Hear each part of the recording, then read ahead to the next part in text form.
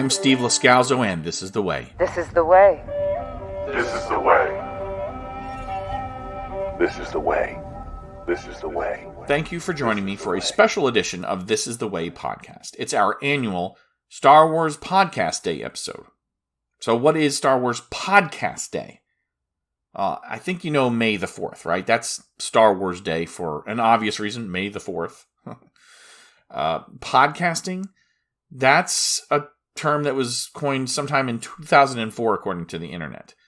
But forms of audio blogging have been around a lot longer. People were making shows, distributing on reel-to-reel tapes, 8 tracks, cassettes, CDs, and then even the internet before podcasting was a thing. So it wasn't until RSS feeds made the posting of new shows automatic, and then someone came up with the term podcasting. It wasn't called that at first, right? Daniel of Star Wars Now This Is Podcasting reached out just a few years ago to us and some other Star Wars podcasters with this idea. His idea was to honor those who took that extra step from Star Wars fandom into making media and making it available in a podcast format. Jedi Talk began posting internet radio shows on February 7th in 1999. That is before Wikipedia considers the advent of podcasting. But Jedi Talk seems to be one of the first to embrace the RSS method of posting their episodes. So they did that after, they started back in 1999, and then later they started adding their old shows and their new shows to an RSS feed. So that first episode, later made available via the RSS method, that is what we will consider the first Star Wars-centered podcast.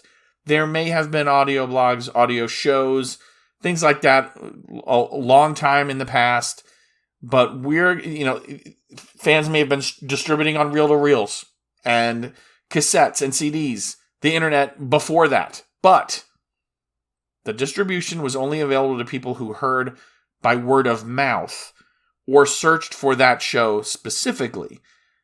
So Daniel's research has Jedi Talk reaching a much larger audience because they had a Star Wars FanWorks audio site, and it was one of the first to have all the elements of a podcast, even if that debut date was before the advent of the iPod and the RSS feed, okay? So portals like YouTube and Spotify, both of which This Is the Way podcast uses to post episodes, and you may be listening on one of those, they've actually made tying the content to an RSS feed harder, less intrinsic, and even optional now. So what is a podcast really if it's not even tied to an RSS feed anymore? It's really frustrating for people who don't realize, they're making this content, and if you make or provide an RSS feed address to distribute your podcast, it can reach more outlets that way. You don't have to post to each and every single site. You just have to associate your RSS feed, the one that you use to distribute your podcast, and then it automatically gets populated to all these other podcast hosts. Now, since an RSS feed is no longer necessary to distribute, because you can use Spotify or YouTube or other things, it's a lot, and it's not easier. It's just not necessary anymore. It used to be, if you wanted to get found, especially on Apple podcasts, you had to have that RSS feed and you had to update your show that way. Well, because that's no longer necessary, the first group to make their regular Star Wars internet audio show available on the internet through an RSS feed seems to be, according to Daniel C. and our research, it seems to be Jedi Talk. So that's why we, Daniel and others who are celebrating today, celebrate it as Star Wars Podcast Day. There are social media accounts at Star Wars Pod Day and an email address, starwarspodday@gmail.com. And in 2024, there were more than 100 shows taking part. And last year, some shows fell away. Either they stopped producing or they stopped participating. So only about 60 to 70 participated. And in 2026, we're going to celebrate the 27th anniversary of the first episode of Jedi Talk and the 6th Star Wars Podcast Day. This is the way. This is the way. This is the way. The first year that Star Wars Podcast Day was a thing, This Is the Way podcast did not create a special episode. We do count our February episodes of 2020, but the idea of it was not to just podcast during the month, but spread the word and celebrate Jedi Talk. And we didn't do that until 2021, February of 2021. So we have timed out an episode since then to post on the 7th. And 3 years ago, I interviewed a lifelong friend about growing up as a fellow Star Wars fan. In 2024, I spoke candidly about my own Star Wars fandom and my stepping into podcasting. Last year, I reviewed the timeline of Star Wars. It wasn't a What's Canon podcast. It was just the shows and movies appearing on Disney+, mostly live action, the movies in the theaters. There are few I feel I need to be mentioned, like Rebels, The Bad Batch, the Clone Wars animated series and movies, but not the Tartarovsky Clone Wars ones, just the Dave Filoni-led series. So that wasn't a value judgment either. You got to stop somewhere. But this year, I'm doing something different. I'm talking about a little bit of the recent and not so recent news about the change of leadership at Lucasfilm from Kathleen Kennedy, who's been heading up content creation there since the sale from George Lucas to Disney. But she's also been at the center of controversy, not because she was a bad leader, but because her point of view clashed with at least, if not more, than half of the fandom. Yeah, you're probably right.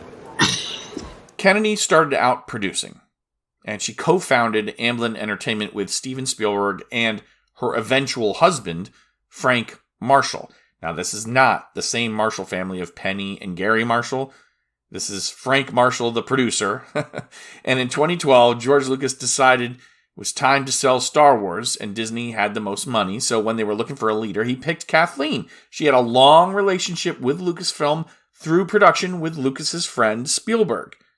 She's produced more than 70 films. And by the way, they were ones like E.T., Jurassic Park, Back to the Future, Schindler's List, the Indiana Jones movies, Who Framed Roger Rabbit, Twister, The Sixth Sense, and many, many more. But her first Star Wars production was The Force Awakens.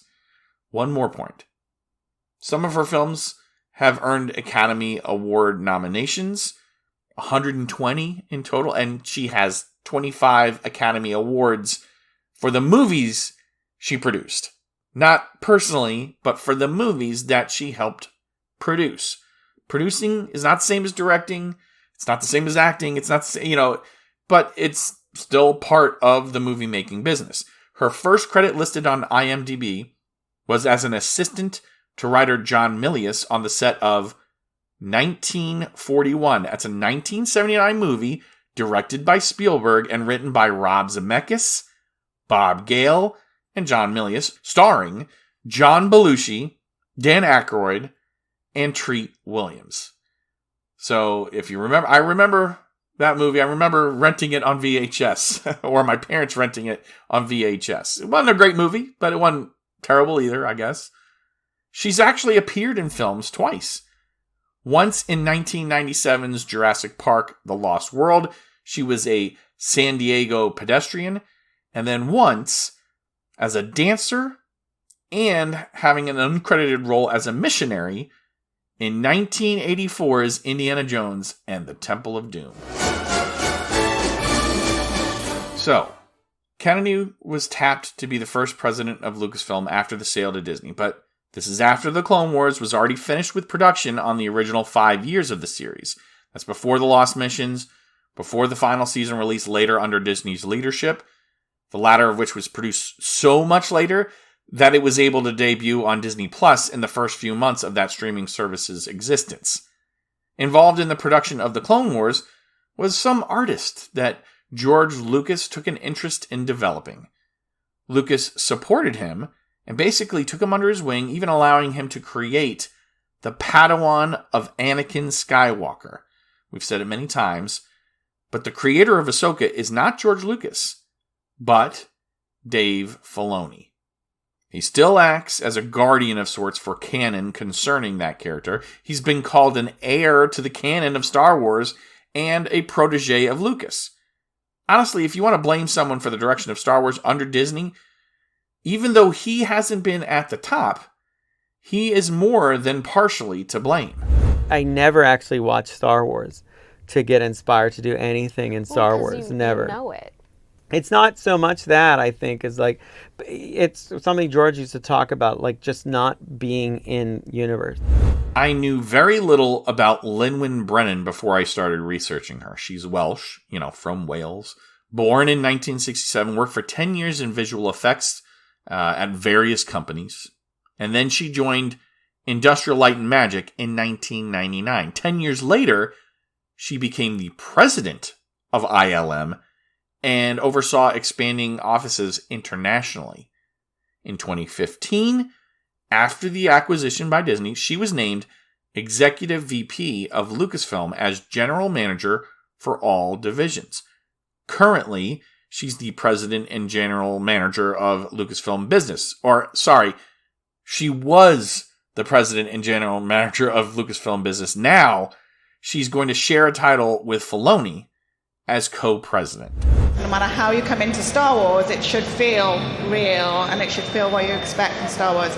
And it's all, as Kathy will say, driven by stories. It's done. Kennedy has stepped down, and Filoni is now the president and creative director of Lucasfilm, and Brennan is the co-president, so I imagine she deals more with the business side of things. But Kennedy, while being blamed for creative decisions that kept Star Wars from absolutely crushing every single theatrical release, you still won't hear me calling those releases flops, like The Last Jedi, Rise of Skywalker, and Solo. They weren't successes in Disney's eyes. I mean, that's a fact. They underperformed compared to their own expectations. I mean, they still made a lot of money. But Star Wars was on the rise. So how much creative control did Kennedy wield, and how much is she responsible for? A lot of people want to blame her.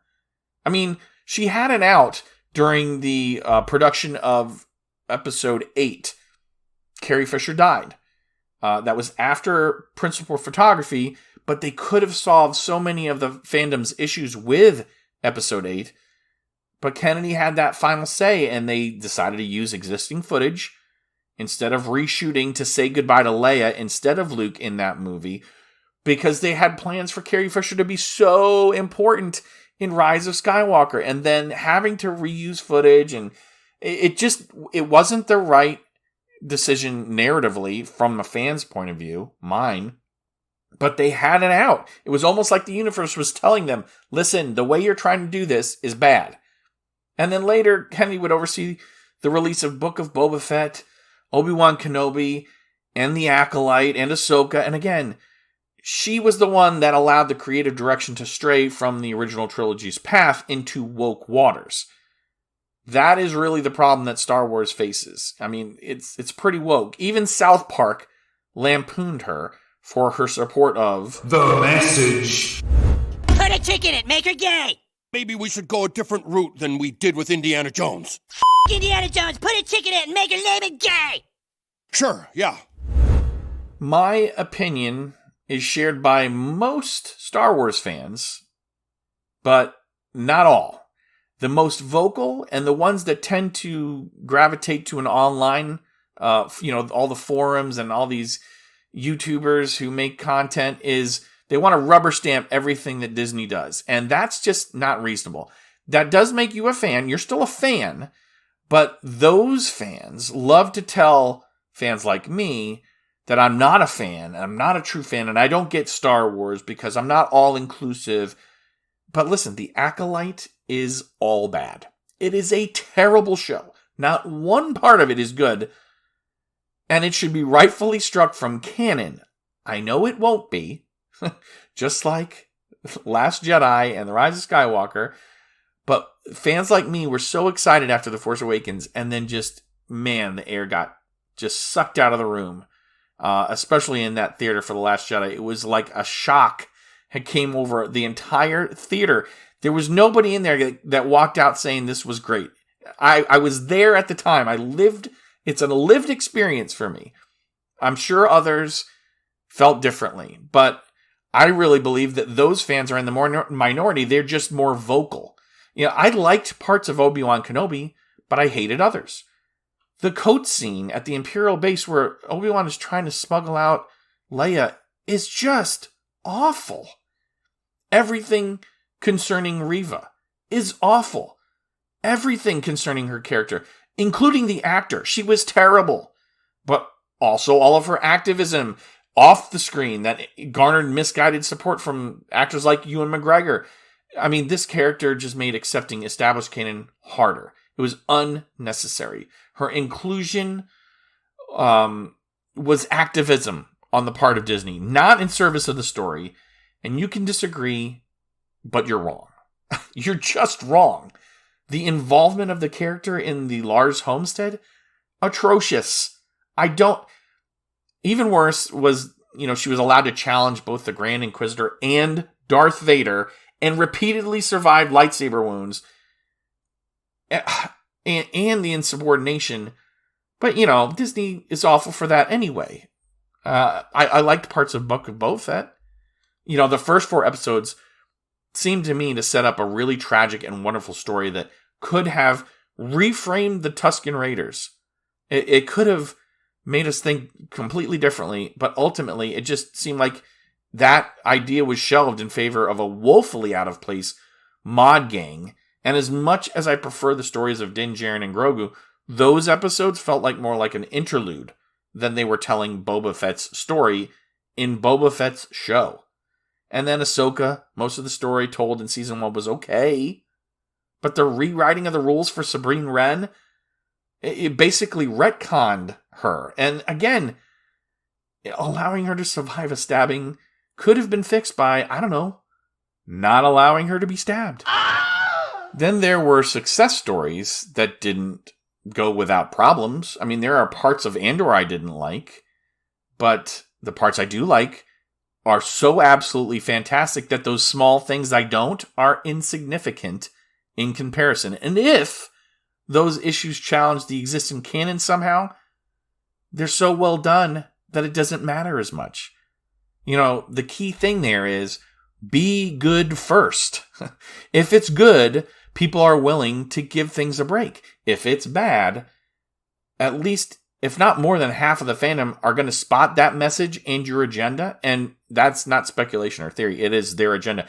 Disney, or people who work at Disney, openly admit, and they proudly admit, that Disney's plan is to influence kids with liberal messaging.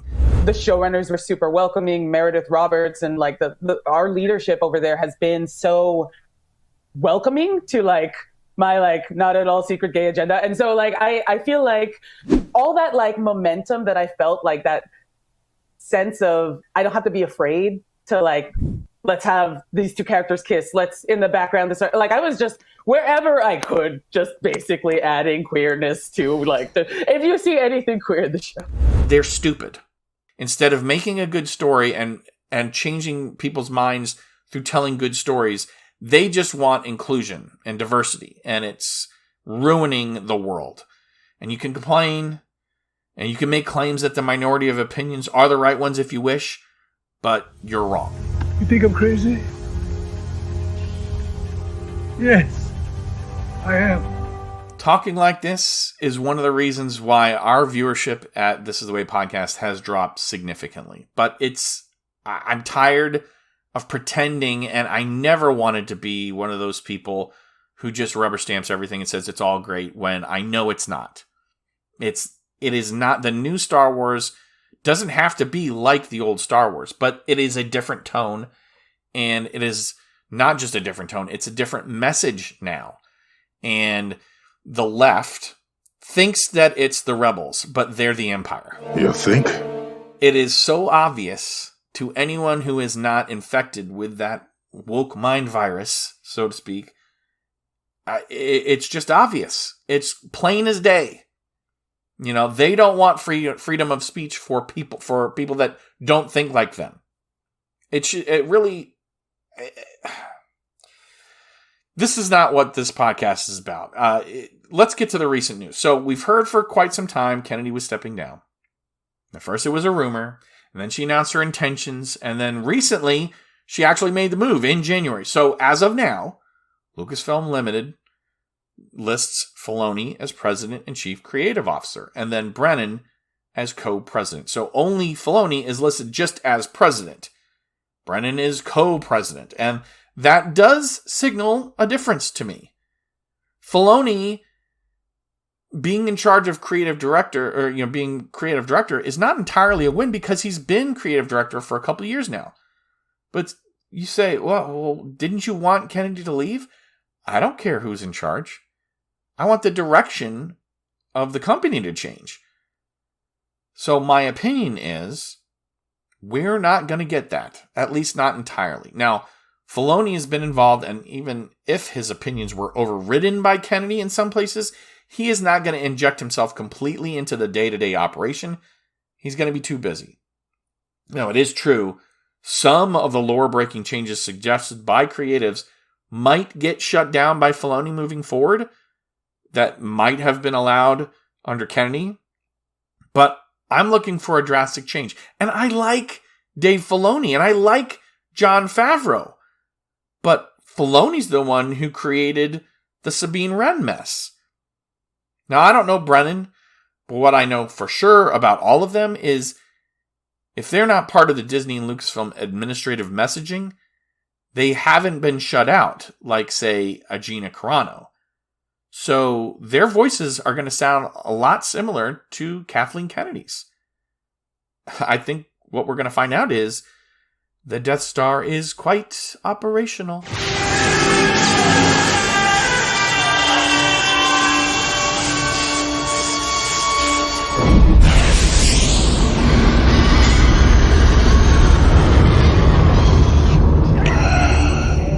I am not looking at this in a negative way. I'm looking at this practically and reasonably. I hope we see a drastic move away, and maybe there's an official statement that the messaging that we know is part of the Disney brand is going to be removed from Star Wars, and that story will be considered first. And no matter how inconvenient that is for the social engineering plans of the people who work there, we're not going to do that anymore. But that's just not going to happen. They're not going to do that as a brand.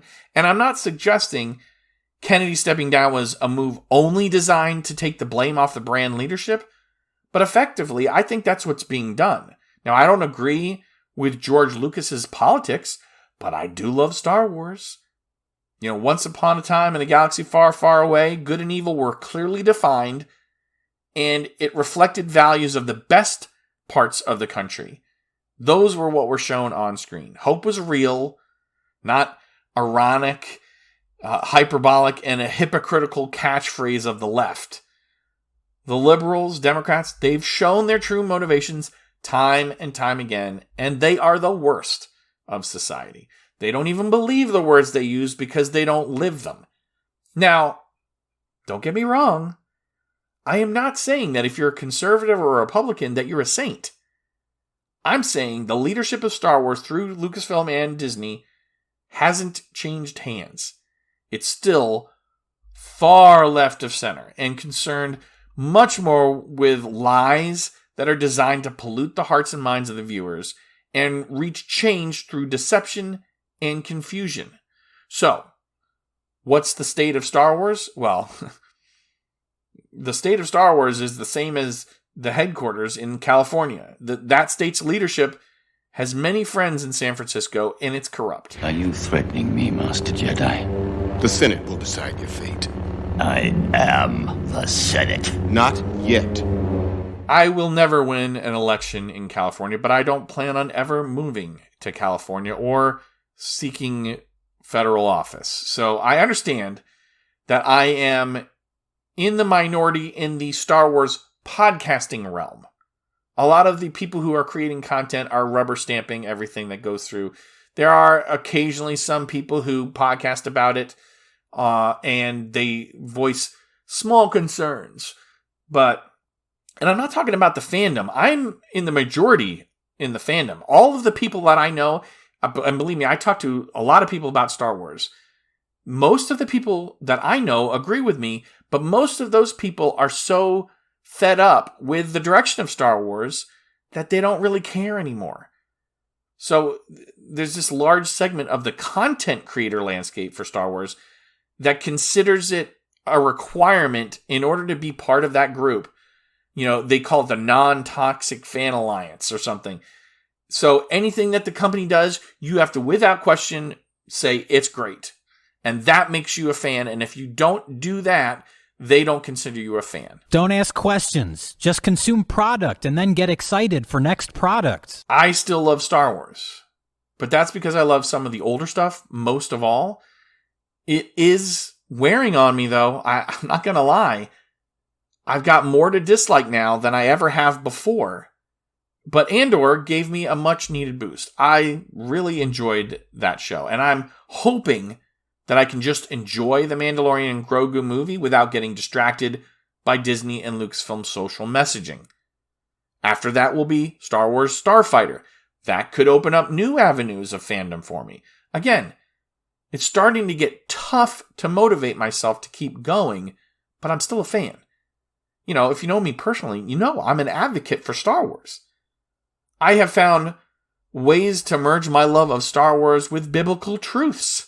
I've done that since September. And I'm going to include that here in what is relatively a new segment for This Is the Way podcast called This Is the Word. Luminous beings, Zoe, not this crude matter. It's something I started when liberals rejoiced at the murder of someone for daring to engage in dialogue who people call a racist, who is not a racist, who people call hateful, who did not hate. There were so many gleefully demonic expressions of support for murder of an opposition to your message. You know, the same message Disney and Lucasfilm have openly supported. I decided that after that point, I am not going to try and be impartial anymore.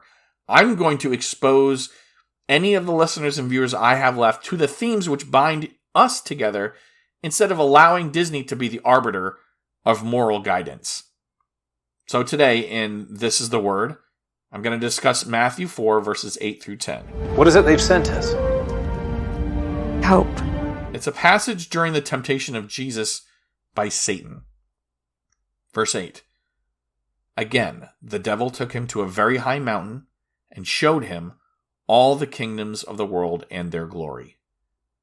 Verse 9. And he said to him, all these I will give you if you will fall down and worship me. Verse 10. Then Jesus said to him, begone, Satan, for it is written, you shall worship the Lord your God, and him only shall you serve.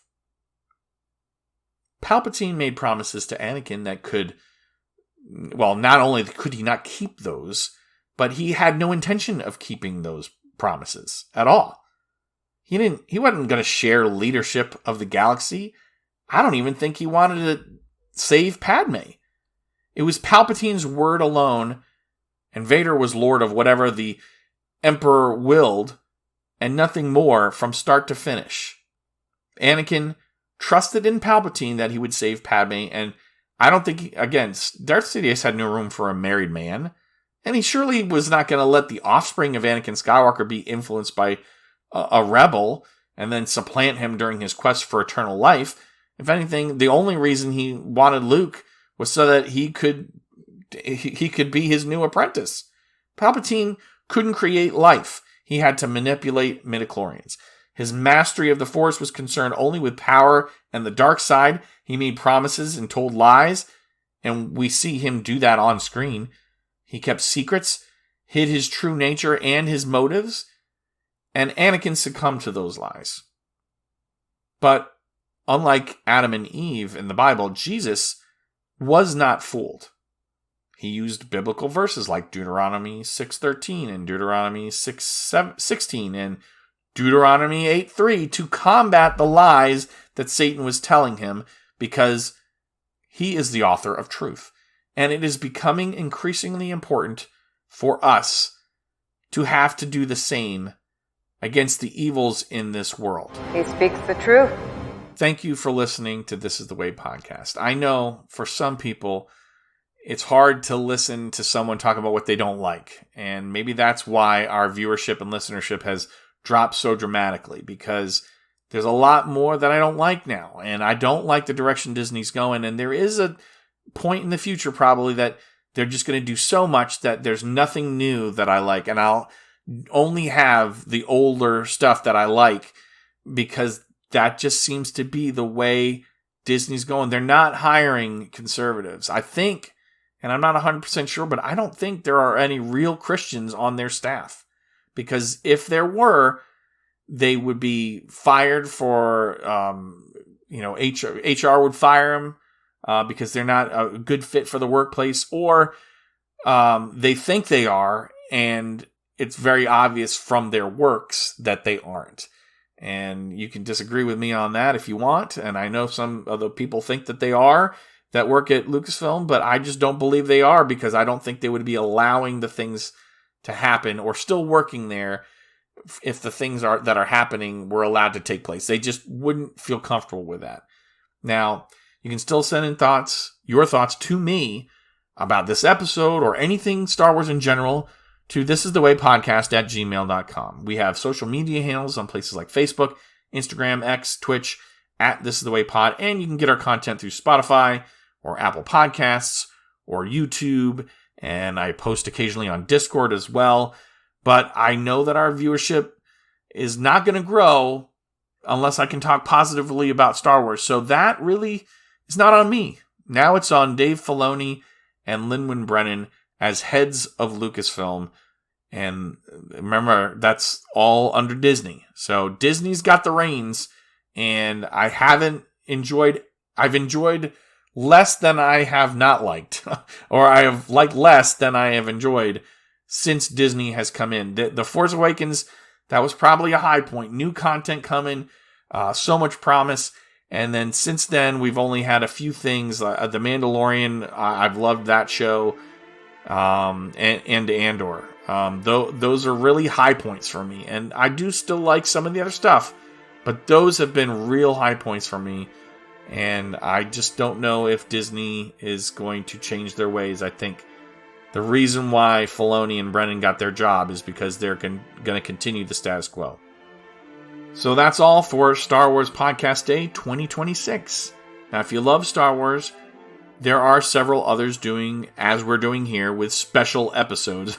Maybe they're not complaining about the new leadership, but we released our January 2026 news update episode last week, and our next scheduled podcast is going to come at the end of February with another news update episode, unless something major happens in between now and then. And then we're going to do the same for March, April. Maybe we'll have a special episode when the Mandalorian and Grogu movie debuts.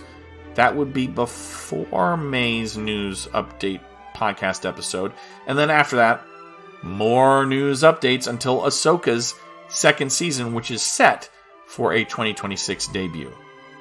Yes, I'm going to forego coverage of Maul Shadow Lord. I may watch it, but I'm not going to cover it for my podcast. It's an animated series. I haven't gone back to Visions either. Even for the second season, I did the first season. I covered that. But I feel like they kind of tricked me with the first episode. I liked it so much. And then there were some other episodes that I liked too, but it wasn't really what I thought it would be. So I haven't gone back to Visions either. But there's still more to come, at least for the time being. I'm still going to be doing at least a monthly podcast with these news updates that I do. But until next time, I'm Steve Lascalzo, and you just listened to This Is The Way podcast. May the Force be with you always.